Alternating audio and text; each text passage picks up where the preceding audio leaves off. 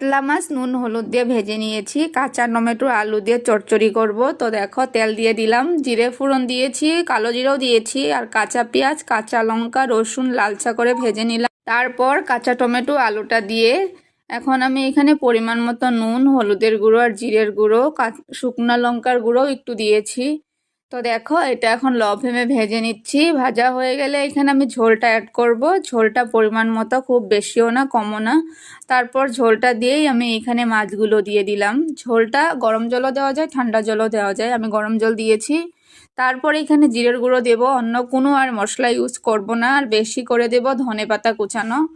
আর আমার পাকা টমেটোর থেকে কিন্তু কাঁচা টমেটোটা খুব ভালো লাগে, আর এই চচ্চড়িটা তো আমার খুব প্রিয়। তো তোমরা নিশ্চয়ই এই রেসিপিটা বাড়িতে একবার ট্রাই করবে, আর ভালো লাগলে কমেন্ট করবে। আর এই ঠান্ডার সিজনেই কিন্তু এটা খেতে হবে, কারণ ঠান্ডার সিজনেই কাঁচা টমেটো বাজারে পাওয়া যায়, এমনিতে কিন্তু খুব একটা পাওয়া যায় না।